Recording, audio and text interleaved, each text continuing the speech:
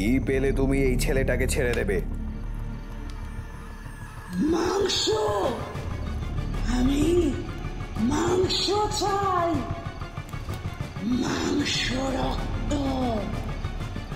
টাটকা তাজা রক্ত, টাটকা তাজা রক্ত।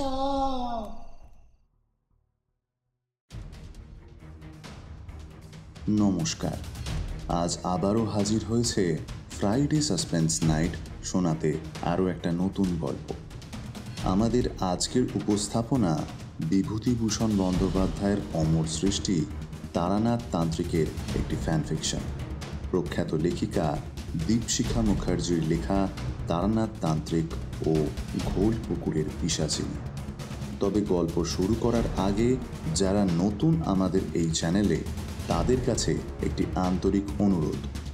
আমাদের গল্পগুলো যদি আপনাদের ভালো লেগে থাকে, আমাদের চ্যানেলটিকে সাবস্ক্রাইব করবেন এবং পাশের বেল আইকনটিকে প্রেস করে দেবেন, যাতে প্রতি শুক্রবার নতুন গল্পের নোটিফিকেশন আপনাদের কাছে তাড়াতাড়ি পৌঁছে যায়। চলুন তাহলে শুরু করা যাক আজকের গল্প তারানাথ তান্ত্রিক ও ঘোল পুকুরের পিশাচিনী।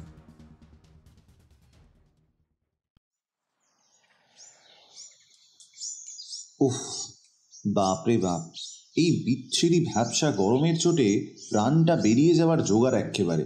ধুর ধুর। এই বলেই নিজেই নিজের উরুতে খান দুয়েক চাপড় মারলাম। নিজের বৈঠকখানাতেই ঘন ঘন পায়চারি করছি আর ধোঁয়া ছাড়ছি।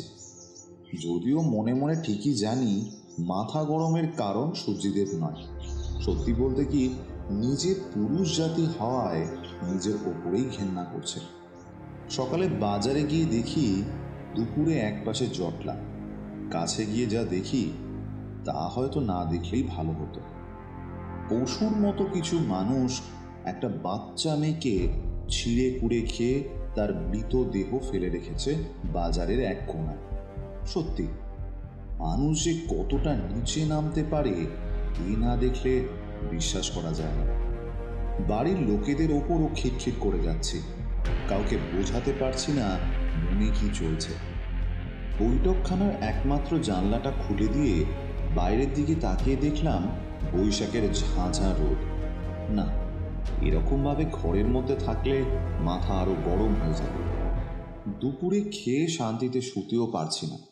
চোখ বন্ধ করলেই বাজারের দৃশ্যটা ভাসছে। বাড়িতে বসে থাকতে পারলাম না। গায়ে একখানা ফতুয়া চাপিয়ে বেরিয়ে পড়লাম। গন্তব্য বন্ধুদের সঙ্গে ব্রিজ খেলার আড্ডা। যদি সেখানে গিয়ে একটু মনটা ভালো হয় এই আর কি। অর্ধেক রাস্তায় এসেছি কি আসিনি এমন সময়, ওই যাও হে, ভাগ্যিস আজ রবিবার, আপিস ছুটি। নইলে আজ ওই বাসে ট্রামে চেপে আপিস যেতে হলে তোমাকে আর আমাকে জ্যান্ত থাকতে হতো না। চেনা কণ্ঠের ডাকে পেছন ফিরে তাকিয়ে দেখি বন্ধু কিশোরী সেন। তার স্বভাব সিদ্ধ ভঙ্গিতে তাকিয়ে আছে আমার দিকে। কিশোরীর দেখা পেয়ে আমার মনের ভার যেন কিছুটা লাঘব হলো। আড্ডা থেকেই যাব ভাবছিলাম, তা তুমি কোথায় চললে? কিশোরী আমার কথা শুনে মুখ কুঁচকে বলল, সেখানে গিয়ে কি করবে? সে তো ওই ফ্যাত ফ্যাতে তাস পিটিয়ে মুক্তে তো করতে হবে। তার চেয়ে চলো একবার মঠ লেন ঘুরে আসি। আকাশ এখন পরিষ্কার থাকলে কি হবে, বৈশাখ মাস এটা, মেঘের আড়ালে যেতেও বেশি সময় নেবেন না। কিশোরীর প্রস্তাবখানা আমারও বেশ মনে ধরল। বন্ধুদের তাসের আড্ডায় গিয়ে সকালের প্রসঙ্গখানা তুললে আমার সাথে তাদের হাতাহাতি লেগেই যাবে। এসবের চেয়ে মঠ লেনে যাওয়া ঢের গুণে ভালো। দুই বন্ধু মিলে হাঁটা লাগালাম মঠ লেনের উদ্দেশ্যে। গলির মুখে ঢোকার আগে অবশ্য খান কতক সিঙাড়া আর বেগুনি তুলে নিতে ভুললাম না। আমি কিশোরীর দিকে তাকিয়ে বললাম, এই কিশোরী, তারানাথের পাসিং শোটা যে নেওয়া হলো না? আমার কথা শুনে কিশোরী সেন মুচকি হেসে ওর ফতুয়ার পকেট থেকে এক প্যাকেট পাসিং শো বের করে দেখালো। গলির মধ্যে ঢুকে একতলা বাড়ির গায়ে ঝোলানো সেই সাইনবোর্ডটার দিকে এক ঝলক তাকিয়ে দরজায় কড়া নাড়লাম। চারি এসে হাসি মুখে দরজা খুলে দিল, বলল, আসুন কাকাবাবু, বাবা ভেতরেই আছেন। আমরা ভেতরে ঢুকে তক্তাপোষের ওপর বসতেই দেখলাম তারানাথ চিন্তিত মুখে দরজা ঠেলে ভেতরে ঢুকল। তার চোখের কোণে কুঞ্চিত বলিরেখার মধ্যে মানসিক চিন্তার ছাপ স্পষ্ট। কিশোরী জিজ্ঞাসা করল, কি জ্যোতিষমশাই, কিছু ঘটেছে নাকি? আপনার শরীর স্বাস্থ্য সব কুশল তো? তারানাথ এতক্ষণ মুখ নিচু করে মেঝের দিকে তাকিয়েছিল। এবার মুখ তুলে আমাদের দিকে তাকিয়ে নিজের স্বভাব সিদ্ধ ভঙ্গিতে বলে উঠল, হ্যাঁ, আমার শরীর ঠিকই আছে। শুধু একটু আগে যে ব্যক্তি হাত দেখিয়ে গেলেন। তার হাতে কি দেখলেন ঠাকুরমশাই? তারানাথ কিছুক্ষণ কিশোরীর ঔৎসুক্য পর্যবেক্ষণ করে শান্ত স্বরে বলল, মৃত্যুযোগ। সে কি, শেষে কিনা মৃত্যুযোগ? তাও আবার কোনো সাধারণ উপায় মৃত্যু নয়। ওর মৃত্যু হবে কোনো এক অপশক্তির প্রকোপে, ঠিক যেমন সেবার দেখেছিলাম। আচ্ছা ঠাকুরমশাই, ঠিক কোন ধরনের অপশক্তির কথা বলছেন? আর এই অপশক্তিকে কেই বা প্রয়োগ করছে? তোমরা তো জানোই, তন্ত্র এমন একখানা বিষয়, যে বিষয়ে সঠিক জ্ঞান লাভ করতে পারলে সেই জ্ঞান কাজে লাগিয়ে মানুষের উপকার এবং অপকার দুই করা যেতে পারে। বেশিরভাগ সময় মানুষ তন্ত্রকে ভুল কাজে লাগায়। তার পেছনে প্রধানত দুটি কারণ থাকে। এক হলো নিম্ন শ্রেণীর তন্ত্র সাধনায় নিজেকে লিপ্ত করে অল্প সময়ে অধিক ক্ষমতা লাভ করার লোভে, আর দ্বিতীয়টা হলো প্রতিশোধের নেশায়। আমি আর কৌতূহল সামলাতে না পেরে প্রশ্ন করলাম, প্রতিশোধ? কিরকম প্রতিশোধ? সে অনেক ধরনের হতে পারে, তবে আমার সাধক জীবনে দেখা বেশ কয়েকটা ভয়ানক প্রতিশোধের ঘটনা মনে করলে আজও বুকের ভেতরে ভয়ের সঞ্চার হয়। কিশোরী আবার বলে উঠল, আপনার আবার ভয়? সে কিরকম? তোমাদের সেসব বলতে দ্বিধা নেই, কারণ আমার এই নির্বান্ধব শেষ জীবনে তোমরাই একমাত্র বন্ধু, ভ্রাতা, শ্রোতা, বিশ্বাসভাজন, যাই বলো না কেন। তবে তার আগে তোমরা এখানে এসেছো অনেকক্ষণ হলো। দাঁড়াও দাঁড়াও, বাপু তোমাদের একটু চায়ের ব্যবস্থা করি। চারিমা, ও চারিমা, একবার এদিকে একটু শুনে জানাবা। বাবার ডাক শুনে চারি রান্নাঘর থেকে বেরিয়ে এসে বলল, ডাকছিলে বাবা? হ্যাঁ মা, এই যে তোমার কাকা বাবুরা অনেকক্ষণ হলো এসেছে, তাদের জন্য একটু চায়ের ব্যবস্থা করো। বেশ বাবা। কিশোরী এই সুযোগে চারির হাতে সিঙারা আর বেগুনির ঠোঙাখানা ধরিয়ে দিল। তাই তো বলি, তেলে ভাজা ছাড়া আপনাদের আড্ডা কি করে সম্ভব? এই বলে চারি হাসতে হাসতে আবার রান্নাঘরে চলে গেল আমাদের জন্য চায়ের ব্যবস্থা করতে। ততক্ষণে তারানাথ পাসিং শোয়ের প্যাকেট খুলে সিগারেট ধরিয়ে ফেলেছে। দুটো লম্বা সুখ টান দেওয়ার পর তারানাথ বলতে শুরু করলো,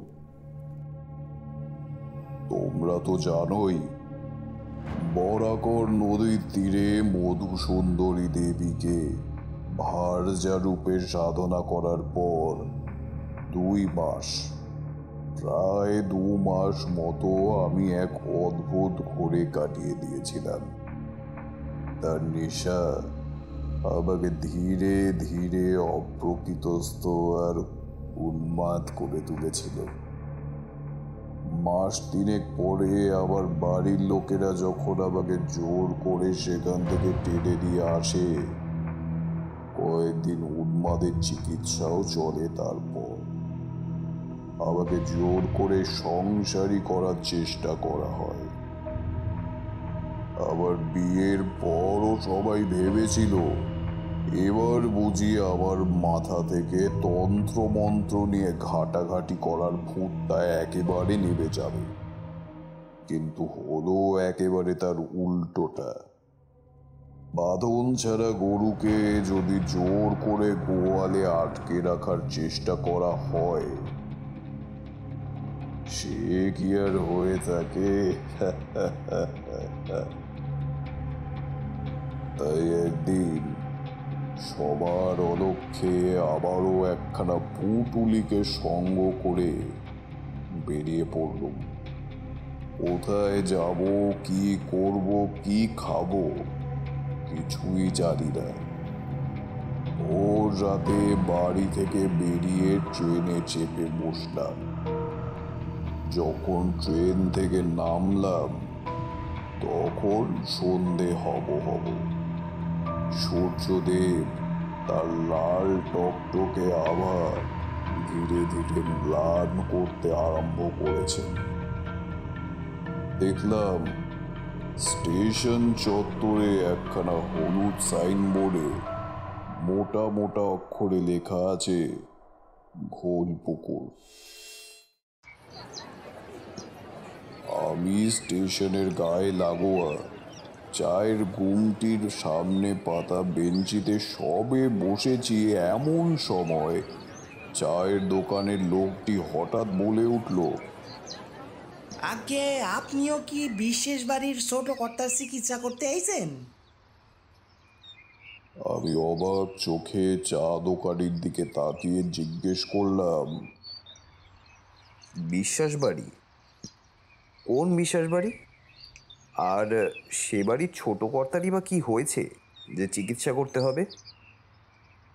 ও, তাইলে আপনি চিকিৎসা করতে আসেননি, তবে কি বিশেষ কোনো কাজে আইছেন? আর এখন এলেনই যখন, তখন নিশ্চয়ই খুব দরকারি কাজেই আইছেন। আসলে আমি একজন ব্রাহ্মণ সন্তান। সাধু সঙ্গে লোভে এদিক ওদিক ঘুরে বেড়ানো আমার অভ্যাস।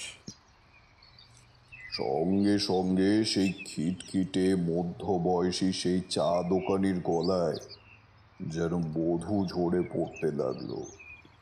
সে নরম স্বরে বলল, এর নাম ওই ঠাউর মশাই। আগে আগে আমি বুঝতে পারিনি। মুকুসুকু মানুষ, আপনি বামুন মানুষ, এই নিজ গুণে মাপ কইরেন আমারে।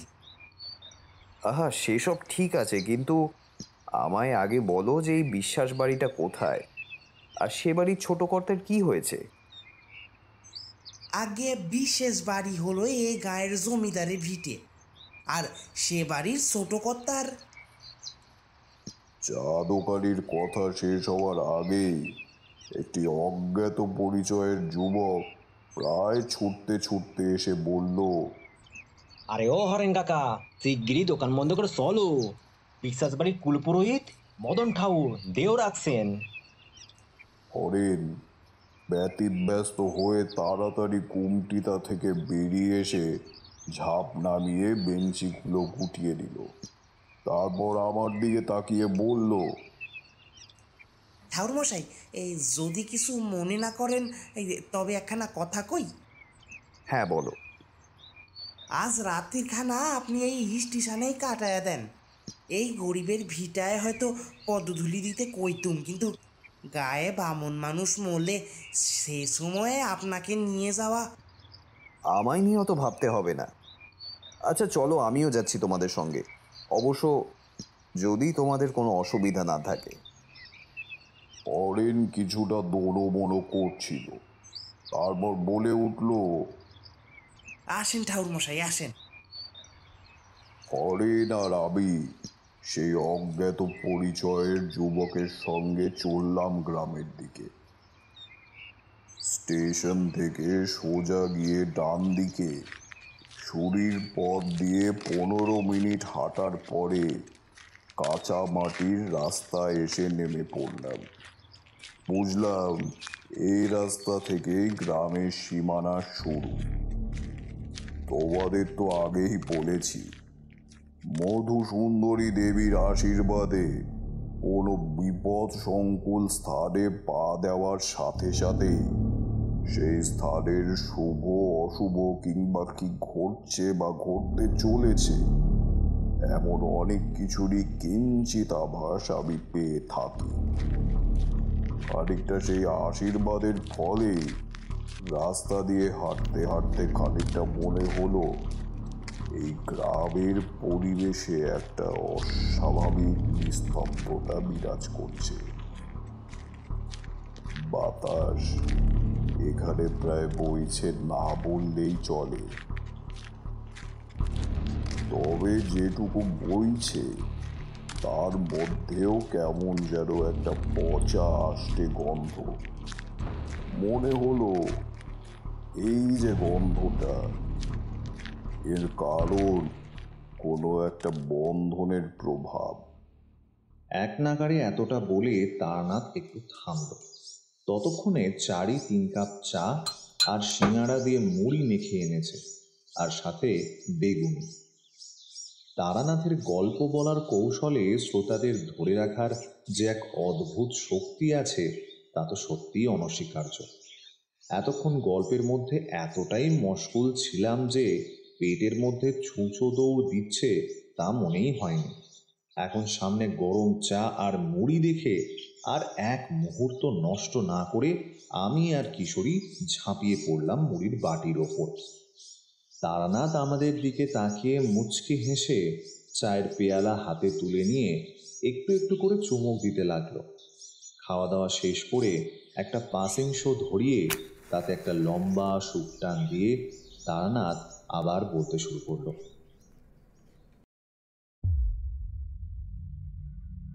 আমি খুব ভালো করেই জানতাম এই আষ্টে পচা গন্ধটা আমি ছাড়া আর কেউ টের পাবে না, তাই তাদের ওই দুর্গন্ধের বিষয়ে আর তেমন কিছু জিজ্ঞেস করিনি। কারণ এই গন্ধটা কোনো সাধারণ পচা গন্ধ নয়, এটা অশুভ শক্তির আগমনের চিহ্ন। আরো বেশ কিছুক্ষণ হাঁটার পর আমরা 3 জন এসে পৌঁছালাম একটা শেওলা ধরা বিশাল জমিদার বাড়ির সামনে। বুঝলাম এক সময় এই বাড়ি রাজপ্রাসাদের মতো সাজানো ছিল এবং সুন্দরও ছিল। সিংহদুয়ারের সামনে বিশাল ঠাকুর দালান, আর সেই ঠাকুর দালানের মাথার উপর ঝোলানো রয়েছে একদিকে হেলে পড়া ঝাড়বাতি। এখন কালের নিয়মে বা যত্নের অভাবে এই বাড়ির অধিকাংশটাই শ্রীহীন হয়ে পড়লেও এই বাড়ির আভিজাত্যে বিন্দুমাত্র ক্ষুণ্ণ হয়নি। ঠাকুর দালান পেরিয়ে অন্দরমহলে ঢোকার আগেই শুনতে পেলাম ভেতর মহল থেকে কান্নার রোল ভেসে আসছে। ইতিমধ্যে বাতাসে সেই দুর্গন্ধের প্রভাব ক্রমেই বেড়ে চলেছে। চা দোকানি আর ওই যুবক নির্দ্বিধায় ভেতরের বাড়ির দিকে পা বাড়ালেও আমি তা করতে পারছিলাম না, কারণ একে তো অপরিচিত, তার ওপর আশ্রয়হীন বাউন্ডুলে গোছের। আমি তাই সিদ্ধান্ত নিলাম ঠাকুর দালানে বসেই অপেক্ষা করব। ধীরে ধীরে গ্রামের সমস্ত মানুষজন জমিদার বাড়ির সামনে ভিড় জমাতে লাগল। কিছুক্ষণ বাদে সাদা কাপড় মুড়ে এ বাড়ির পুরোহিত মৃত বামুন ঠাকুরের দেহ বাইরে নিয়ে আসা হলো। হঠাৎ কি মনে হলো জানি না, আমি বললাম, একবার কাপড়টা সরাবেন, ওনার মুখটা একটু দেখব। আমার কথা শুনে সেখানে উপস্থিত সকলেই হতবাক। হঠাৎ হরিণের সঙ্গে আসা সেই যুবকটি বলে উঠল, আপনি কোন রাজার যে আপনার হক্কল কথা শুনবো? আর তাছাড়া আপনার এই গায়ে আগে দেখেছি বলে তো মনে হইতেছে না। সেইখানে কোনো অচেনা মানুষকে আমরা আমাদের গায়ের পুরুত ঠাকুরের মরা মুখ দেখাইতে দেবই বা কেন? তাছাড়া এই অবস্থা চোখে দেখার মতও না। শেষ লাইনটা যুবক বিড়বিড় করলেও আমার মনে অশুভ কিছুর দামামা বাজতে শুরু করে দিয়েছে। মনের মধ্যে জমে থাকা কৌতূহলের বশেই হোক কিংবা কোনো অপ্রাকৃত শক্তির প্ররোচনের বশেই হোক, আমার মধ্যে একটা অদম্য জেদ চেপে গেল। আমি স্বভাবতই যে কোনো অচেনা জায়গায় নিতান্তই নম্র এবং মৃদুভাষী হয়ে থাকি, কিন্তু সেদিন এমন পরিস্থিতির সৃষ্টি হলো যে বাধ্য হয়ে কেউ একজন কাছারিতে খবর দিয়ে জমিদারের নায়েবকে ডেকে আনলো। বলেন কি ঠাকুরমশাই, তারপর কি হলো? কিশোরীর প্রশ্ন শুনে তারানাথ বোধ করি একটু বিরক্তই হলো। শেষবার সিগারেটটায় টান দিয়ে বলে উঠল, আহা, ধৈর্য ধরো। এত ধৈর্য কম হলে কি চলে? গল্প শুনতে এসে পদে পদে এত প্রশ্ন করলে গল্পের সুতো ছিঁড়ে যায় যে। গল্প শুধু শুনলেই হয় না, তার সমস্ত রসটুকু আস্বাদন করতেও জানতে হয়, বুঝলে কিশোরী? আমি কিশোরীর দিকে একবার ভুরু কুঁচকে তাকালাম। আমার তাকানোর ভঙ্গি দেখে বোধ করি সেও বুঝলো যে তার এই কাজে আমিও যথেষ্ট বিরক্ত হয়েছি। তাই পরিস্থিতি সামাল দিতে কিশোরী আমতা আমতা করে বলে উঠল, তা মানে আমি তো এমনিই জানতে চাইছিলাম। আচ্ছা, ঠিক আছে, আমি মুখে কুলু পেটে বসলাম। কিশোরী বাচ্চাদের মতো নিজের ডান হাতের তর্জনী ঠোঁটে ঠেকিয়ে এমন একখানা শিশুসুলভ ভান করলো যে তা দেখে আমি আর তারানাথ দুজনেই হেসে উঠলাম।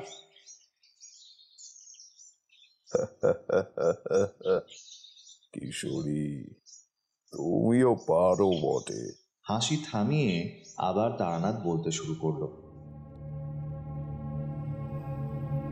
তা নায়েব এসে সেদিন আমায় আপাদমস্তক ভালো করে পর্যবেক্ষণ করে অতি বিনয় স্বরে বলল, দেখুন, এখন এই মুহূর্তে এখানে উপস্থিত কারোর মধ্যেই বচসা করার মতন মানসিক পরিস্থিতি নেই। তাই আপনার কাছে সবিনয়ে একটি অনুরোধ, আপনি এই জমিদার বাড়ির কুলপুরোহিতের শেষকৃত্য কার্য ভালোভাবে সম্পূর্ণ হতে দিন। দয়া করে আর বিবাদ বাড়াবেন না। নায়েব শশধর পাল মশাইয়ের নম্র স্বরে আমি জোর গলায় কিছু বলার সুযোগ পেলাম না। শুধু বললাম, আমি শুধু ওনার মুখটা একটিবার দেখতে চাই, বোধহয় এতে আপনাদেরই মঙ্গল হবে। নায়েব মশাই এবার গলার স্বর একটু গম্ভীর করে বলে উঠলেন, দেখুন, কিছু মনে করবেন না। আপনার কৌতূহল, আপনার কথা দুটোই কোনো দিক দিয়েই আমার ভালো ঠেকছে না। আপনি আমাদের গ্রামে খুব সম্ভবত নতুন, আর দ্বিতীয়ত আপনার জাতি, ধর্ম বা বর্ণ বিষয়ে আমরা অজ্ঞ। তাই অযথা জেদ না করে আপনি আমাদের কাজ আমাদেরকে করতে দিন। আগে আমি জাতিতে ব্রাহ্মণ, আমার নাম তারানাথ চক্রবর্তী। আমি একজন বাউন্ডুলে ভবঘুরে মানুষ। আমার নাম শুনে মনে হলো নায়েব মশাইয়ের চোখ মুখ জল জল করে উঠল। উনি উত্তেজিত কণ্ঠে জানতে চাইলেন, কি নাম বললেন আপনার? তারানাথ চক্রবর্তী। আমি ঘাড় নেড়ে সম্মতি জানাতেই নায়েব মশাই সকল গ্রামবাসীদের উদ্দেশ্যে বলে উঠলেন, তোমরা তোমরা সবাই বুড়ো বটতলায় গিয়ে অপেক্ষা করো। একটু পর আমরা সবাই সেখানে ব্রাহ্মণ ঠাকুরের দেহ নিয়ে জমায়েত হব। তারপর সেখান থেকেই শ্মশানের উদ্দেশ্যে রওনা দেব। নায়েব মশাইয়ের কণ্ঠস্বর এবং আমার প্রতি পাল্টে যাওয়া ব্যবহার দেখে আমি যথেষ্ট অবাক হলেও চুপ করে থাকাটাই সমীচীন মনে করলাম। যেহেতু নায়েব মশাই গ্রামের গণ্যমান্য ব্যক্তিবর্গের মধ্যে একজন, তাই কেউ তার কথায় অমান্য করার সাহস পেল না। জমিদার বাড়ির সদর দরজায় জমে থাকা গ্রামবাসীদের ভিড়ও ধীরে ধীরে কমতে শুরু করল। মৃতদেহের পাশে ক্রন্দনরতা এক স্ত্রীলোক অন্দরমহলের দিকে চিৎকার করতে করতে ছুটে গেল। বাবু, সে আইসা গেছে, সে আইসা গেছে। আমার মনে হলো নায়েব মশাই জায়গাটা ফাঁকা করে দিয়ে আমার সাথে একান্তে কিছু কথা বলতে চাইছিলেন। স্ত্রী লোকটির চিৎকারে এবং আশেপাশে দাঁড়িয়ে থাকা লেঠেলদের আমাদের দিকে তাকানোতে তিনি সেই কথাটি যে আমাকে আর বলতে পারবেন না, এটা আমি ভালোই বুঝেছিলাম। মনে খটকা লাগছিল, এরকম পরিস্থিতিতে কি এমন কথা থাকতে পারে। তবে আমি আশাতে যে সে খুশি নয়, এটা বেশ পরিষ্কার বুঝতে পারছিলাম। আবার মনে তখনও একটু একটু করে জমতে শুরু করেছে কৌতূহলের মেঘ। আমি বললাম, কে এসে গেছেন? না মানে ঠিক বুঝলাম না। ও, আপনি বুঝবেন না? আপনি মৃতদেহ দেখতে চাইছিলেন না? আপনি আপনি বিশ্বাস করতে পারবেন না ঠাকুর, কেউ কেউ যে এমনভাবে মরতে পারে তা কল্পনারও বাইরে। এই বলে নায়েব মশাই ঠাকুর দালানের এক পাশে শয়িত ব্রাহ্মণের মৃতদেহের ওপর থেকে চাদরটা সরিয়ে দিলেন। তোমরা বিশ্বাস করবে কিনা জানি না, তবে আমি যা দেখলাম তা দেখে আমার সমস্ত শরীরটা যেন শিউরে উঠল। পুরুত মশাইয়ের মাথা কেউ প্রবল আক্রোশের সাথে সম্পূর্ণরূপে মোটকে দিয়েছে। চোখ দুটো খোলা, আতঙ্কিত এবং বিস্ফারিত। গৌর বর্ণের গোলগাল মানুষটির ঠোঁটের কোণ থেকে কষ বেয়ে পড়ছে। গলার কাছে ঘাড় বরাবর চাপ চাপ রক্ত, যা সময়ের সাথে শুকিয়ে জমে কালচে হয়ে গেছে। সারা শরীর জুড়ে নীল নীল শিরাগুলো ফুটে উঠেছে। সারা শরীরে আঘাতের দাগ স্পষ্ট। এইসব দেখে আর বুঝতে বাকি থাকে না যে ভদ্রলোক কি প্রকারের এক অসুরিক শক্তির সঙ্গে বাঁচার জন্য লড়াই করেছিলেন। তার গায়ের চামড়া অবধি মাত্রাতিরিক্ত ফ্যাকাশে হয়ে গিয়েছিল। এমন অবস্থা যে কোনো মানুষের পক্ষে করা সম্ভব নয়, তার বুঝতে বাকি থাকে না। তারানাথের মুখ থেকে এই বীভৎস মৃতদেহের বর্ণনা শুনতে শুনতে বুঝতে পারলাম আমারও গায়ের লোম খাড়া হয়ে উঠেছে। কারণ আগেই বলেছি, কল্পকথক হিসেবে তারানাথের জুড়ি মেলা ভার। পাশে তাকিয়ে দেখলাম কিশোরীও এক মনে তারানাথের মুখের দিকে হাঁ করে তাকিয়ে আছে। তারানাথ বলে চলল, মৃতদেহের অমন বীভৎসতা দেখে আমিও শিউরে উঠলাম, কিন্তু খুব একটা যে অবাক হয়েছি তা নয়। কারণ আমি জানতাম যে কিছু একটা অদ্ভুত তো দেখতেই পাবো। নায়েব মশাই কাঁপা কাঁপা হাতে চাদর দিয়ে আবার পুরুত মশাইয়ের মুখখানা ঢেকে দিলেন। ওই কই তিনি, কই? একজন বৃদ্ধ ভদ্রলোক ভ্রান্তের মতো ঠাকুর দালানের প্রায় ছুটতে ছুটতে এসে একপাশে একটা মোটা থামকে আঁকড়ে ধরে হাঁপাতে লাগলেন। সাদার ওপর সোনালি জড়ি দিয়ে কাজ করা দামি পাঞ্জাবি আর ফিনফিনে সিল্কের ধুতি, গলায় মোটা সোনার হার এবং রাশভারী ব্যক্তিত্বের সঙ্গে মানানসই কোপটা দেখে বুঝতে অসুবিধা হলো না যে ইনি হলেন বাড়ির কর্তা। কথা মশাই, আপনি একটু শান্ত হন, আসুন একটু বসুন।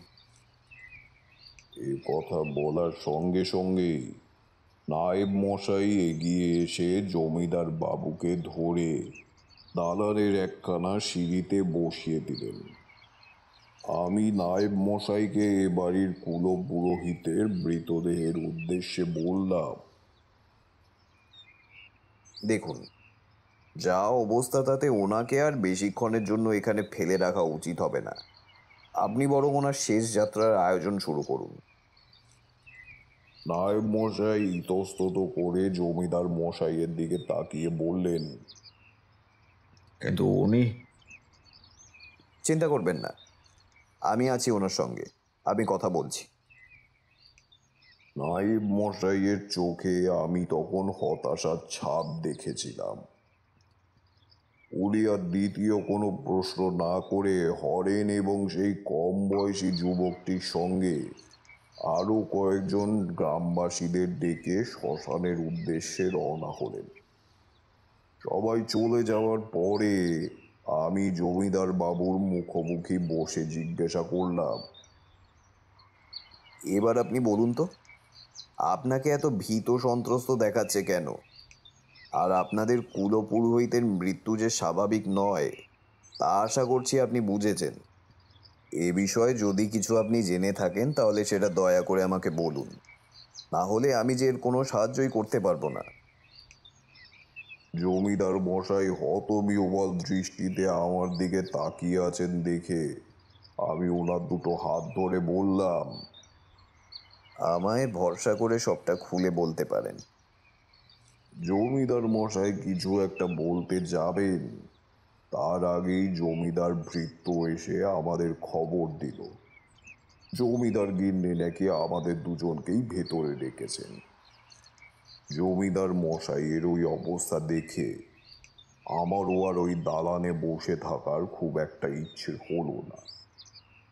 ঠাকুর দালানের থেকে বেরিয়ে বড় বড় চওড়া সিঁড়িগুলো দিয়ে আমি আর ওই চাকরটি জমিদার মশাইকে ধরাধরি করে নিয়ে গেলাম বৈঠকখানায়।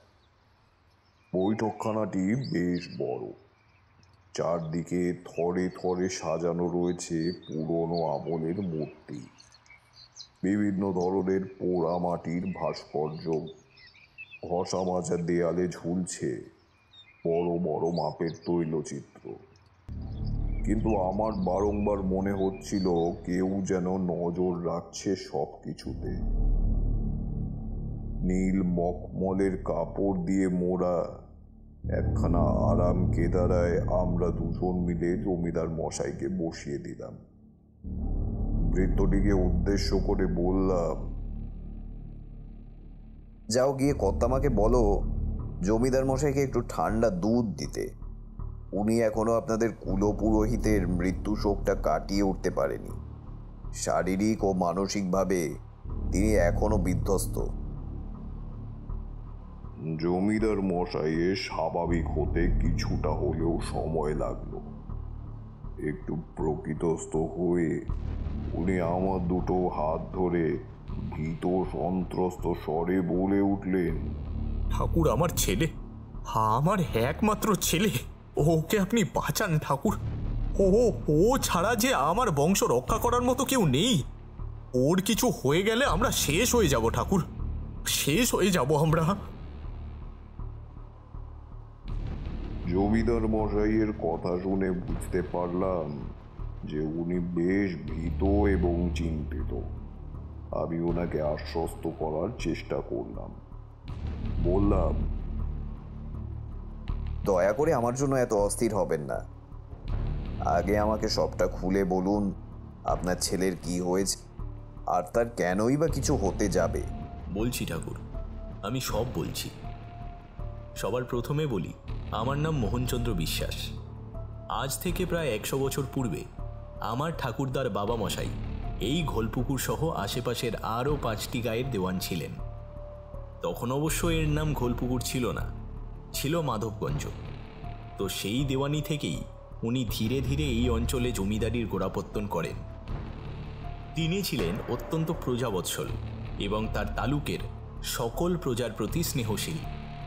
তাই দূর দূরান্ত থেকে বহু মানুষ এসে এ গ্রামে বসতি শুরু করেছিল তার জমিদারির সময়।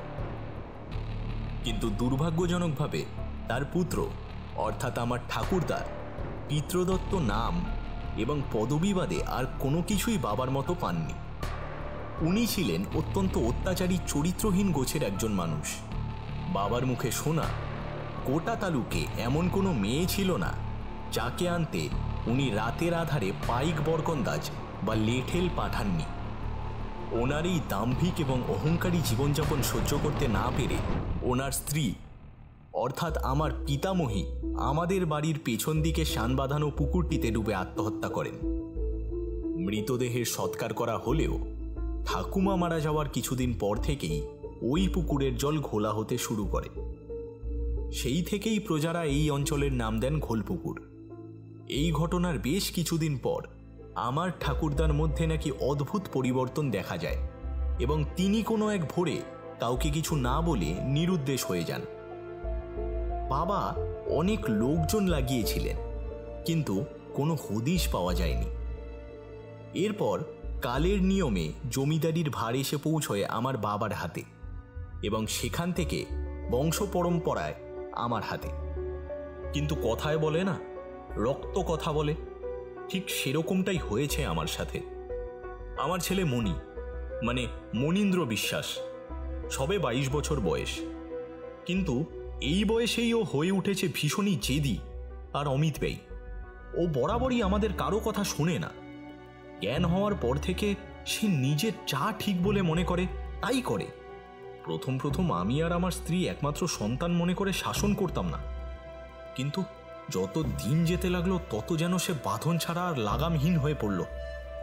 মাস 6 আগে এক রাতে ও বাড়ি থেকে বেরিয়ে গিয়েছিল। তারপর যে ছেলে আমার বাড়ি থেকে বেরিয়ে গিয়েছিল আর যে ছেলে ফিরে এসেছে তার মধ্যে আর কোনো মিল নেই। বাবা ঠাকুর, আপনি আপনি দয়া করে আমার ছেলেটাকে বাঁচান। বাবা ঠাকুর, আপনি দয়া করে বাঁচান।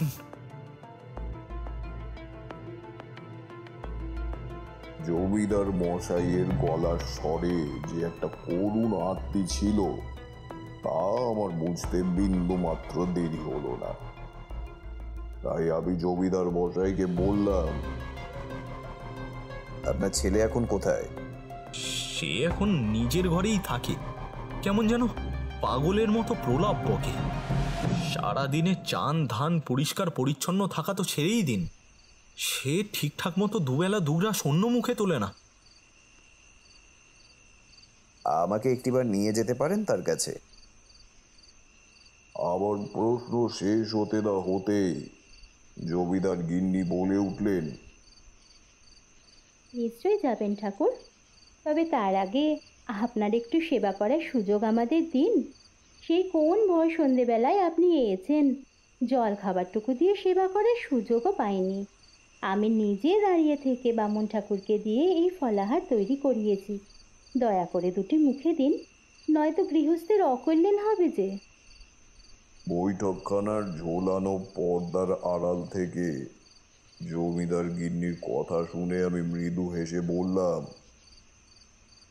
আগে আমি জাতিতে ব্রাহ্মণ হলেও আমার খাওয়া দাওয়ার বিষয়ে ওরকম ছোঁয়াছুঁয়ির বাতি কোনো কালেই ছিল না মা। বড় বড় দুটি পাথরের থালায় ঘরে পাতা দই দিয়ে মাখা চিড়ে এবং বিভিন্ন রকমের ফল দিয়ে সাজিয়ে দুটি চাকর বৈঠকখানায় থালা রেখে দিয়ে চলে গেল।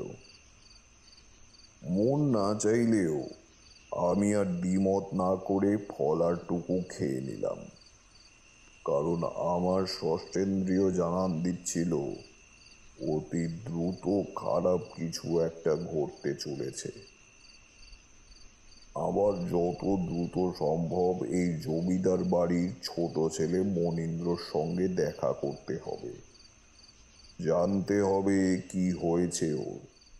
আমি জমিদার মশাইকে বললাম, চলুন এবার মনীন্দ্রের ঘরের দিকটা যাই। হ্যাঁ হ্যাঁ ঠাকুর, আসুন। বৈঠকখানা থেকে সোজা গিয়ে ডান দিকে বড় মার্বেলের থাম বসানো ঘোরানো সিঁড়ি দিয়ে আমরা উপরের দিকে রওনা দিলাম। একদম শেষের ঘরটির সামনে এসে জমিদার মশাইয়ের পা দুটো থেমে গেল। তা দেখে আমি প্রশ্নসূচক দৃষ্টিতে ওনার দিকে তাকালাম। ইশারায় উনি আমাকে বুঝিয়ে দিলেন যে এটাই ওনার একমাত্র ছেলে মনীন্দ্রের ঘর। দেয়ালে কালি ঝুলি, বাতাসে বিচ্ছিরি একটা বিকট গন্ধ, একটা চাপা ভাব জায়গাটাকে ঘিরে আছে।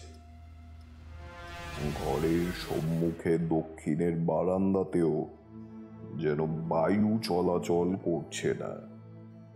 বুঝলাম অপশক্তির প্রভাব বাড়ানোর জন্য এই বাড়ির স্তম্ভন করা হয়েছে। আমি আস্তে আস্তে করে ভেজিয়ে রাখা দরজাটা ঠেলে ভেতরে ঢুকলাম। উফ, তোমাদের বললে তোমরা বিশ্বাস করবে না সে ভয়ানক দৃশ্য। সব দরজা জানলা বন্ধ, একটা দম বন্ধ করা গাঢ় অন্ধকার আর বিটখুটে আষ্টে গন্ধ ছেয়ে রয়েছে সারা ঘরে। লাল রঙের মেঝের ওপর ছড়ানো ছিটানো ভাবে পড়ে রয়েছে 3-4টি এঁটো বাসন, মাছের কাটা, পাখির পালক। রক্ত শুকিয়ে গেলে যেমন গন্ধ বেরোয় সেরকম গন্ধ ঝেঁকে বসে আছে ঘরটাতে। এই দৃশ্যতে আমি অভ্যস্ত হলেও এ যে কোনো সাধারণ মানুষকে একেবারে অপ্রকৃতস্থ করে দেওয়ার পক্ষে যথেষ্ট। আমি খুঁজতে লাগলাম মনীন্দ্রকে। গোটা ঘর জুড়ে তাকে কোথাও খুঁজে পেলাম না। হঠাৎ মনে হলো ছাদের দিকের পশ্চিম কোণ বরাবর এক জোড়া চোখ আমার দিকে তাকিয়ে আছে, কিন্তু আমি তাকাতেই আর কিচ্ছু নেই। সবটা অন্ধকার, ঠিক যেমনটা আশা করা যায় এই পরিবেশে। আমি ঘাবড়ালাম না, বেরিয়ে জমিদার মশাইকে বললাম, মনীন্দ্র তো কোথাও নেই জমিদার মশাই। সে কি, কোথাও নেই মানে? সে তো সারাদিন এই ঘরের মধ্যেই থাকে। এখন তো ওর মানসিক ভারসাম্য একদম নেই ঠাকুর। এখন সে আর কোথায় যাবে?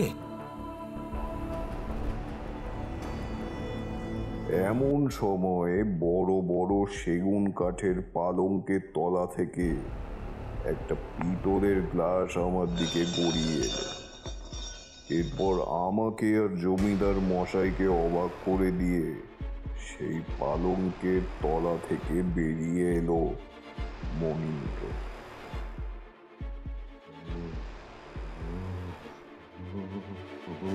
কাউকে বাঁচতে দেবে না, কাউকে না। ও মেরে ফেলবে, সবাইকে মেরে ফেলবে, সবাইকে সবাইকে। পাপ পাপ পাপ পাপ পাপ পাপ পাপ পাপ পাপ।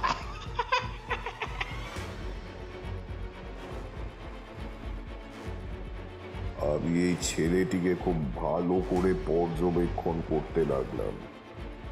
এক মাথা চুল, চিকনো নাক, সরু একখানা গোঁফ, ফ্যাকাশে বর্ণহীন সাদা রঙের ধবধবে ঠোঁট। গায়ের রং যেন কেমন একটা অস্বাভাবিক রকমের সাদা। মানুষের শরীরে রক্তের অভাব হলে যেমন হয় ঠিক তাই। গায়ের পাঞ্জাবিতে ছোপ ছোপ কালো কালো দাগ। শরীরের সব রক্ত শুষে যেন কঙ্কালসার করে দিয়েছে।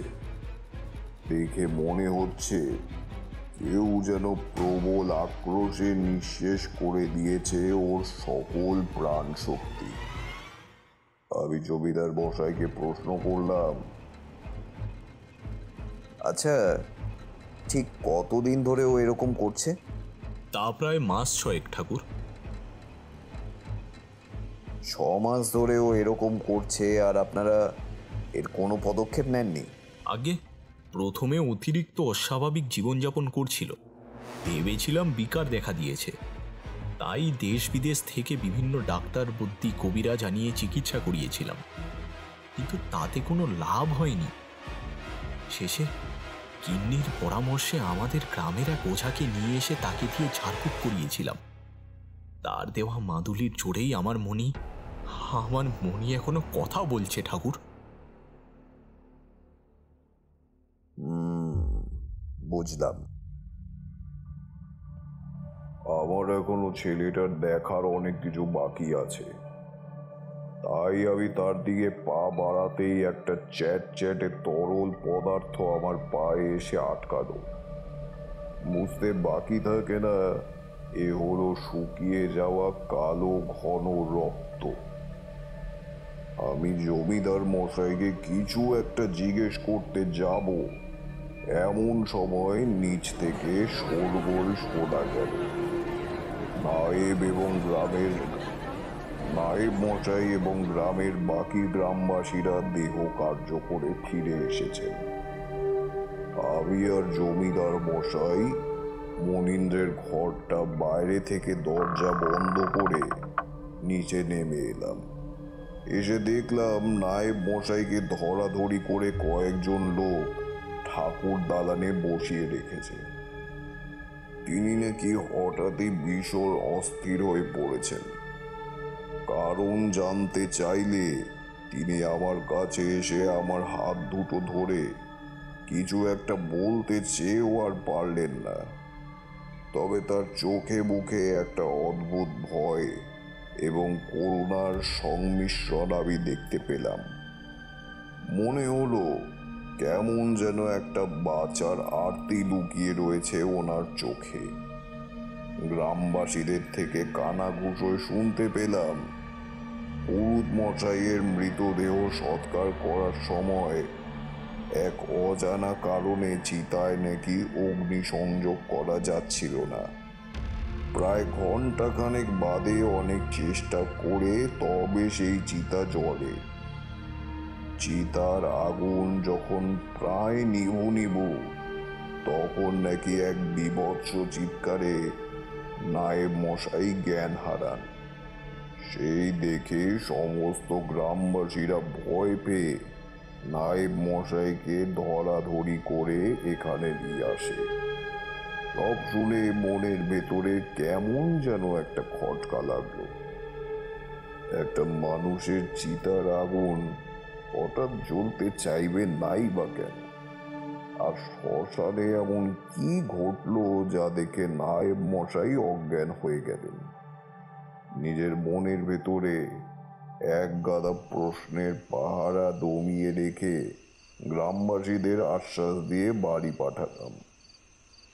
জমিদার মশাই দুজন চাকরকে ডেকে বললেন, নায়েব মশাইকে সাবধানে বাড়িতে দিয়ে আয় রে। জমিদার মশাইয়ের নির্দেশ মতো দুজন চাকর এসে নায়েব মশাইকে নিজের কাঁধে তুলে নিয়ে জমিদার বাড়ির ভেতরে চলে গেলেন। শুধু তখনও বুঝে উঠতে পারিনি একটা গভীর কালো অশুভ ছায়া ধীরে ধীরে গ্রাস করে ফেলেছে এই বাড়িটাকে। সে রাত্রে আর তেমন কিছু ঘটল না। যথাবিধিপূর্বক সমস্ত কার্যকর্ম সেরে যে যার মতো চলে গেল। আমায় রাত্রি যাপনের জন্য থাকতে দেওয়া হলো ঠাকুর দালানের উল্টো দিকের অতিথিশালায়। ঘরটায় দক্ষিণের দিকের একটা খোলা জানলা আছে, যা দিয়ে পুকুর পাড়ের ওই বাঁশ বাগানটা বেশ ভালোই দেখতে পাওয়া যায়। ওই বাঁশ বাগানের ভেতর দিয়েই অনেকক্ষণ ধরে একপাল শেয়াল ডেকে চলেছে। বেশ খানিকক্ষণ চন্দ্র দর্শনের চেষ্টা করেও যখন ব্যর্থ হলাম, তখন বাধ্য হয়ে ক্লান্ত শরীর বিছানায় এলিয়ে দিলাম। রাত্রি তখন দ্বীপ্রহর। ঘুমটা বেশ ভালোই এসেছে। হঠাৎ মনে হলো কেউ যেন আমার কানে কানে এসে বলছে, করিস না এমনটা। চলে যা বলছি। পাপী, শাস্তি হওয়াই উচিত। মনে হলো কেউ প্রবল আক্রোশে আমার গলাটা চেপে ধরেছে। আমার দমটা বন্ধ করে দিতে চাচ্ছে। আমি ধড়পড় করে উঠে বসলাম। আমার নিঃশ্বাস ভারী হয়ে আসছিল। সারা কপাল জুড়ে বিন্দু বিন্দু ঘাম ফুটে উঠেছে। আমি তখনও জোরে জোরে নিঃশ্বাস নেওয়ার চেষ্টা করছি। বেশ খানিকক্ষণ চেষ্টার পরে আবারও যখন স্বাভাবিক ছন্দে শ্বাসের গতি ফিরল, তখন সে রাত্রে দুই চোখে আর ঘুম নামল না। মনে মনে ঠিক করলাম, এই পাপের কি শাস্তি সে পাচ্ছে তা আমাকে জানতেই হবে। আমি বীজ মন্ত্র জপ করতে করতে কোনো রকমে সে রাতটা কাটিয়ে দিলাম। তারানাথের কথা শেষ হতেই আকাশ কাঁপিয়ে কর্কশ শব্দের বাজ পড়ল, সাথে সাথে ঝেঁপে বৃষ্টি এলো। এই পরিবেশে ভালো শ্রোতা পেলে গল্প বলার মজাই আলাদা। ঠোঁটের কোণে তার হালকা হাসি ফুটে উঠল। এরপর যথারীতি চারিকে ডাক দিয়ে চায়ের আর্জি জানিয়ে আবার বলতে শুরু করলো তারানাথ। পরদিন সকালে জলযোগ সেরে হাঁটতে হাঁটতে চলে গেলাম হরেনের চায়ের দোকানে। দেখলাম দোকানের কাজে যথেষ্ট ব্যস্ত হরেন। এক ফাঁকে সুযোগ বুঝে তাকে জিজ্ঞাসা করলাম, আচ্ছা, এই যে জমিদার বাড়ির পুরোহিত মশাই মারা গেলেন, তার সম্পর্কে কিছু বলতে পারো? আগে কর্তা মদন ঠাউর বড় ভালো লোক ছিলেন। আমাদের এই ঘোল পুকুরে এমন কোনো গেরস্ত বাড়ি ছিল না যে বাড়ির পুজো পার্বণে মদন ঠাউরে ডাকা হয় নাই। আর নিচু জাতের প্রতি তেমনই ছিল ওনার ব্যবহার। বড় ভালো মানুষ ছিলেন গো। কেমন করে যে এমন অকালে চলে গেলেন জানি না। আচ্ছা, উনি যে মারা গেলেন, ওনার বাড়ির লোককে তো দেখলাম না। দেখবেন কেমনে? মদন ঠাউরের যে এক বোন ছাড়া আর কেউ নাই। তার নাম ছিল দুর্গা, কিন্তু সেও মাস ছয় হইল নিখোঁজ, যাকে বলে একেবারে উধাও। জমিদার মশাই অনেক লোক লাগাইছিলেন, কিন্তু কোনো লাভ হইল না। প্রথমে শুনে আমারও একটু অবাকই লাগলো। গ্রামের মধ্যে থেকে একটা মেয়ে কিভাবে হঠাৎ করে এরকম নিরুদ্দেশ হয়ে যেতে পারে। কিন্তু অতিরিক্ত প্রশ্ন করাটা ঠিক হবে না মনে করে আমি এই বিষয়ে আর কোনো রকম প্রশ্নই করলাম না। চায়ের কাপে চুমুক দিতে দিতে আমি জিজ্ঞাসা করলাম, আর নায়েব মশাই, তিনি কেমন মানুষ? চা দোকানি একবার ভালো করে চারিদিকে তাকিয়ে নিয়ে ঘুমটি থেকে বেরিয়ে এসে গলা খাটো করে বলল, আগে ঠাউর এ কথাটা কাউকে বলবেন নি। নায়েব মশাই হলেন এক নম্বরের লোভী আর স্বার্থপর মানুষ। হ্যাঁ, আপনারে একখানা কথা বলছি। ওই নায়েব মশাই তার মেয়ের সঙ্গে আমাদের ছোট কর্তার বিয়ে দেবার তালে ছিলেন, কিন্তু আমাদের জমিদার বাবু মুখের ওপর তা নাকচ করে দিয়েছেন। সেই থেকে তেনার একটু হলেও রাগ আছে জমিদার বাবুর উপরে, বুঝলেন কি না? আচ্ছা, এই মদন ঠাকুর আর নায়েব মশাইয়ের বাড়ির ঠিকানাটা বলতে পারবে? হ্যাঁ, তা বলতে পারবো না কেন। জমিদারের কাছারি বাড়ির জানলা দিয়ে সবচাইতে কাছে যে চুন আর লাল সুরকি দিয়ে যে বাড়িখানা দেখতে পাবেন, ওইটাই নায়েব মশাইয়ের বাড়ি। আর মদন ঠাকুর তো জমিদার বাড়ির পুকুর পাড় একখানা করে ঘরে থাকতেন। আমি চা দোকানির দিকে ধন্যবাদ জানিয়ে রওনা দিলাম। মনে মনে ঠিক করে নিলাম আমায় জানতেই হবে এই গ্রামে পর পর ঘটে যাওয়া রহস্যজনক ঘটনাগুলো কি। যা আন্দাজ করেছি তা যদি সত্যি হয়, তবে প্রতিকারের ব্যবস্থা না করলে মনীন্দ্রকে তো আর বাঁচানোই যাবে না, গোটা গ্রামও নিশ্চিহ্ন হয়ে যেতে পারে। দুপুর নাগাদ জমিদার বাড়িতে ফিরে এসে স্নান সেরে মধ্যাহ্ন ভোজনটাও সেরে নিলাম। আতপ চালের ভাত দিয়ে সোনা মুগের ডাল, আলু বেগুন ভাজা এবং তার সঙ্গে পটল ভাজা এবং মুড়ি ঘন্ট, আর সঙ্গে ছিল শুক্তো, এই দিয়ে বেশ জমিয়ে খাওয়া হলো।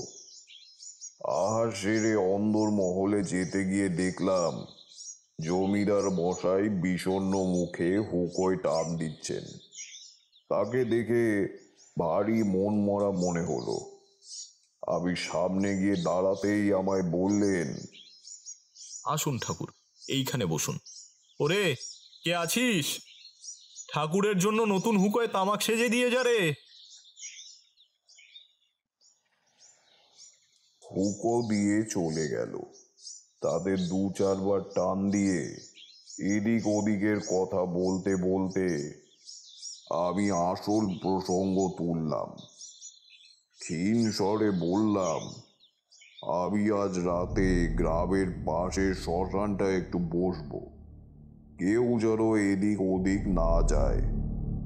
জমিদার মশাই হ্যাঁ সূচক মাথা নাড়লে আমি আমার জোগাড় যন্ত্র করে বিকেল বিকেল নাগাদ চলে গেলাম শ্মশানের দিকে। রাতে সাধনায় বসে জানতে পারলাম কিরকম উচ্ছৃঙ্খল এবং লম্পট গোছের ছেলে ছিল এই মনীন্দ্র। কত মেয়ের সর্বনাশ যে সে করেছে, আর তার সঙ্গ দিয়েছে ওই নায়েব মশাই।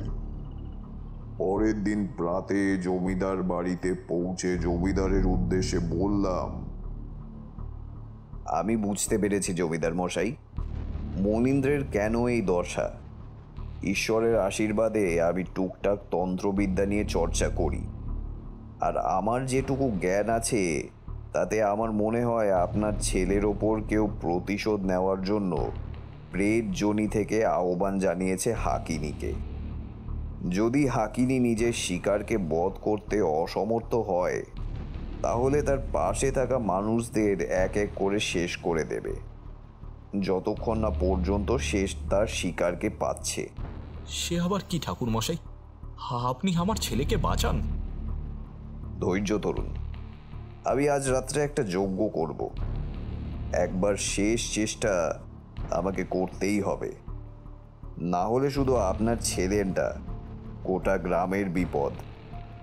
আজ রাতে গায়ের সব মায়েদের ঘর থেকে বেরোতে বারণ করে দেবেন, এমনকি গিন্নিমা এবং বাড়ির যে বাকি মেয়েরাও আছে তাদেরও ঘর থেকে বেরোনো বারণ। সেই ব্যবস্থা আপনাকেই নিতে হবে। জমিদার মশাইয়ের সম্মতিতে আমি বেরিয়ে পড়লাম। ধীরে ধীরে সন্ধে পেরিয়ে রাত নেমে এলো। জমিদার বাড়ির লাগোয়া পুকুর পাড়ে নিজের গাত্র বন্ধন করে নিয়ে আমি যজ্ঞের আয়োজন শুরু করলাম। জোগাড় করলাম এক এক করে সামগ্রী। মনীন্দ্রকে কোনো রকমে ধরে বেঁধে নিয়ে আসা হলো। দেবী ত্রিপুরা সুন্দরীর বীজ মন্ত্র জপ করতে করতে একটি করে বেল পাতা ঘিয়ের মধ্যে ডুবিয়ে অগ্নিকুণ্ডে আহুতি দিতে শুরু করলাম। বাকি সবাইকে একটা গণ্ডির ভেতরে বেঁধে দিলাম এবং তাদের সবাইকে বারবার নিষেধ করলাম যাতে কোনো পরিস্থিতিতেই তারা এই গণ্ডির বাইরে না বের হয়।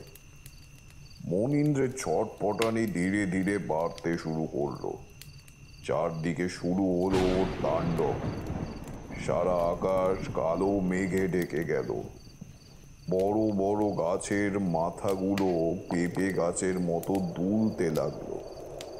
মটমট করে ভেঙে পড়তে লাগলো এক একটা ডাল। আমি মন্ত্রপাঠ চালিয়ে যাচ্ছি আর আহুতি দিয়ে যাচ্ছি একের পর এক সামগ্রী। পাতাল ভেদি চিৎকার ছড়িয়ে পড়তে লাগলো বাতাসে। আর মনীন্দ্র এমন ভাবে ছটফট করতে লাগলো যেন ওর সারা শরীরে কেউ লঙ্কা বেটে দিয়েছে। ধীরে ধীরে অন্ধকার জমাট বেঁধে কালো ছায়ার একটি অবয়বের রূপ নিল। অন্ধকারের মধ্যে কালো কালো ছায়া রাশি যেন জমাট বেঁধে রূপ নিয়েছে তার। সেই বিভৎসতা আরো কয়েক গুণ বাড়িয়ে দিয়েছে তার লাল দুটো চোখ।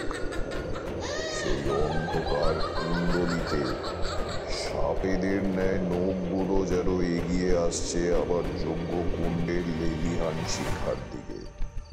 আমি গর্জে উঠলাম, দাঁড়াও, কি চাও তুমি?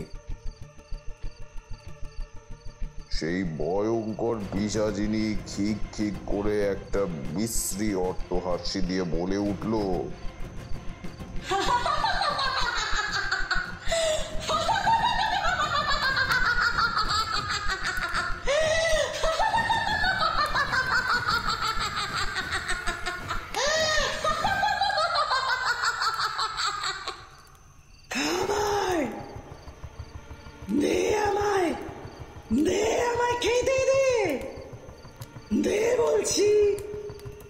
কি পেলে তুমি এই ছেলেটাকে ছেড়ে দেবে?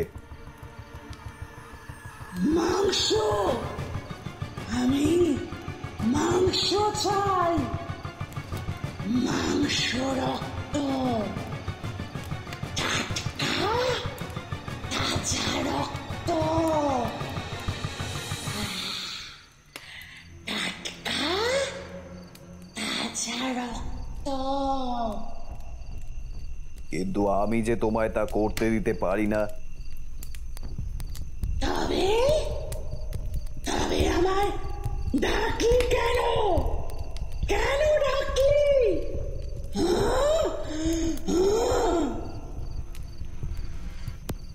আমি তোমায় আহ্বান জানিয়েছি এই ছেলেটিকে ছেড়ে দেওয়ার অনুরোধ নিয়ে। একদম না, ওই ছেলেকে কখনোই ছাড়া যেতে পারে না। ও একজন ধর্ষক, ও একজন খুনি। হঠাৎ চিৎকার করে কথাগুলো বলে উঠলেন নায়েব মশাই। আমি কথাটা শুনে একটু অবাক হলাম না, কিন্তু জমিদার মশাই হা করে তাকিয়ে রইলেন নায়েব মশাইয়ের দিকে। এই ছেলে মদন ঠাকুরের ফুটফুটে নিষ্পাপ বোনটাকে ধর্ষণ করে মেরে ফেলে দিয়েছিল ওই শ্মশানের শেষ প্রান্তের নদীর চড়ায়। আর কত পাপের সাক্ষী আমি, সে শুধু আমি জানি। তাই ভগবান আমার মেয়েটাকেও কেড়ে নিয়েছে। ওই শয়তানটা আমার মেয়েটাকেও খেয়েছে। নায়েব মশাই চিৎকার করতে করতে লাফিয়ে উঠে একেবারে চলে গেলেন সেই পিশাচিনীর দিকে। তোমার যদি কাউকে নিতেই হয় তবে তবে ওই ছেলেকে নাও। কথা বলতে বলতে নায়েব মশাই গণ্ডির বাইরে বেরিয়ে চলে এসেছিলেন। ওই ভয়াল দর্শন পিশাচিনী এবার তার সাপের মতো হাতগুলো প্রসারিত করলো নায়েব মশাইয়ের দিকে। গলাটা পেঁচিয়ে ধরল তার। এক সময় ছটফট করতে করতে নায়েব মশাই স্থির হয়ে গেলেন, কিন্তু নিজের জানতে হোক বা অজান্তে হোক নায়েব মশাই মনীন্দ্রের গণ্ডি ভেঙে দেন।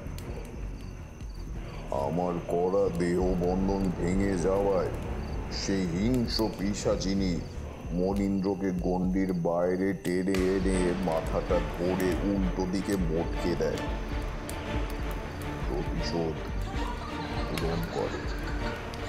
তারপর মৃত মনীন্দ্রের মাথাটা তার নখের সাহায্যে ঘর থেকে আলাদা করে তার টাটকা গরম রক্তগুলো ছড়িয়ে দেয় মাটিতে। এরপর পৈশাচিক হাসি হেসে ধোঁয়ায় কুণ্ডলিতে ধীরে ধীরে মিলিয়ে যায়। তবুও বাতাসে তখনও ভেসে বেড়াচ্ছে তার সেই বিশ্রী হাসি। ততক্ষণে জমিদার মশাইয়ের অবস্থাও শোচনীয়। তিনি এই দৃশ্যে জ্ঞান হারিয়ে ফেলেছেন। আমি তাকে বললাম, তুমি তোমার প্রতিশোধ পূরণ করেছো, আর কখনো এখানে ফিরে এসো না। তুমি তোমার নিজের জায়গায় ফিরে যাও।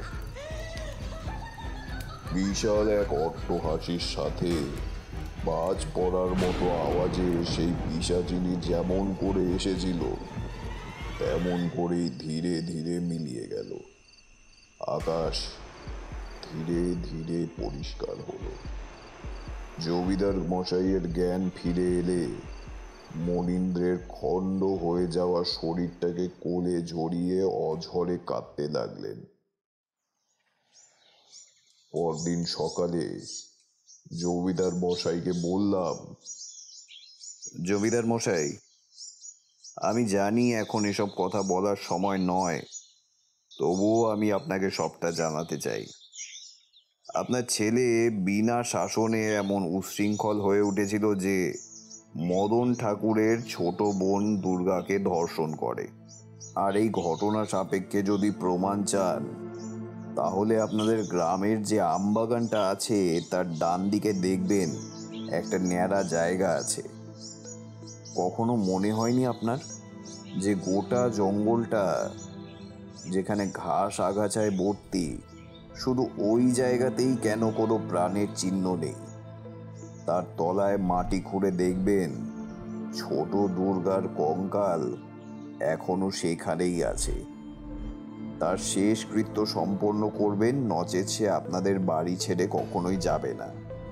এবং সম্ভবত এই পুরো ঘটনাটাই নায়েব মশাই জানতেন, এবং তার মেয়ের সাথে আপনার ছেলের বিবাহে না করায় প্রতিশোধের জন্যই তিনি সেসব কথা গিয়ে বলেছিলেন আপনাদের কুলপুরোহিত মদন মোহনকে। বোনের শোকে উন্মাদ হয়ে প্রায় তিনি প্রতিশোধের জন্যই শুরু করেন হাকিনী তন্ত্রের সাধনা। হাকিনী ভূত ডামর তন্ত্রে উল্লেখিত এক ধরনের নিম্ন শ্রেণীর পশুবৃত্তির পিশাচ। এদের শরীরে দয়া মায়া বলে কিছু হয় না। এদের জাগ্রত করে শুধু একবার শত্রুকে চিনিয়ে দিতে হয়। তারপর যতক্ষণ না সে তার শত্রুকে শেষ করছে ততক্ষণ এরা থামে না। আর যদি এরা এই শত্রুকে শেষ করতে না পারে, তবে যে সাধক তাকে আহ্বান জানিয়েছে তাকেই মেরে ফেলে, তারপর বাকিদের। কিন্তু এদের ডাকার পদ্ধতি সোজা নয়। এদের ডাকতে হলে এক এক করে ছোট থেকে বড় 7টা পশুর বলি দিতে হয়। আর শেষ রাতে বড় এক মৃত কুমারীর বলির রক্তের অর্ঘ্য দিতে হয়। তন্ত্রের ভাষায় যাকে বলে অশুচি যজ্ঞ। মদন ঠাকুর নায়েব মশাইয়ের মেয়েকে তার তন্ত্রের বলি উঠিয়ে এনে এই সাধনায় ব্রতী হয়, যার প্রমাণ ওনার বাড়িতে থাকা বিভিন্ন পশুর হাড় এবং তন্ত্র বিষয়ক বেশ কিছু পুঁথি থেকে পাওয়া যায়। পারলে সেখানেও আপনি একবার লোক লাগিয়ে খোঁজাখুঁজি করতে পারেন। নায়েব মশাইয়ের সন্দেহ গিয়ে পড়ে মনীন্দ্রের ওপর। সে প্রতিশোধের আশায় উদ্ভ্রান্ত হয়ে মদন ঠাকুরকে এক এক করে মনীন্দ্রের জামা কাপড় চুল রক্ত এসব এনে জোগাড় করে দিতে থাকে। প্রতিশোধ স্পৃহায় এরা একে অপরের এক অন্যায় কাজ করে অপশক্তিকে আহ্বান জানিয়ে নিজের প্রাণ হারিয়েছেন। তবে জমিদার মশাই, আপনার ছেলে মনীন্দ্র কিন্তু সমান অপরাধী। যদি আপনারা ওকে সময় মতো শাসন করতেন তাহলে আজ হয়তো কারোরই এমন পরিস্থিতি হতো না। সে আমরা জানি ঠাকুর, সব দোষ আমাদেরই। কিন্তু তিনি যে বলেছিলেন আপনি আসবেন এই গ্রামের পরিত্রাতা হয়ে। কে বলেছিলেন? বছর 3 আগে এক খাটো ধুতি আর ফতুয়া পরা পাগলাটে গোছের লোক এসে বলে গিয়েছিলেন আমার পরিবারে আর এই গ্রামের উপর ভয়ঙ্কর বিপদ আসতে চলেছে। তখন তোদের বাঁচাতে এই গ্রামে তারানাথ আসবে। তার নাম কি?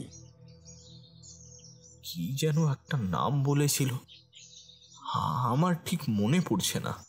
তবে তবে অমর বা অমর জীবন ওই রকম কিছু। যদিও আমি একটু অবাক হইনি, কারণ আমি জানতাম উনি এই নামটাই বলবেন। তারানাথ গল্প শেষ করে চায়ের কাপে শেষবারের মতো চুমুক দিয়ে আমার মুখের দিকে তাকিয়ে বলল, তুমি চিন্তা করো না হে, তিনি আছেন। দোষীরা এবারও ঠিক একই রকমই শাস্তি পাবেন। আমি আর কিশোরী মঠ লেনের বাইরে যখন পা রাখলাম তখন বৃষ্টি ধরে এসেছে। কাল থেকে আবার সেই একই রুটিনের বাঁধা নিয়মে আমাদের আবর্তন করতে হবে। যাই হোক, তারানাথের বলা গল্পগুলোর সত্যতা নিয়ে যদিও আমি আর কিশোরী আমরা দুজনেই বড় সন্দিহান, তবুও ছুটির দিনে মঠ লেনের এই একতলা বাড়িটা আমাদের কাছে নিষিদ্ধ এক হাতছানি। তাই বারংবার ছুটে আসি, শত আপত্তি ঠেলেও গল্প শুনি। আর কিছু হোক না হোক, এতে মনে বড় শান্তি আসে। আমার সঙ্গে বোধহয় কিশোরীও একমত হবে।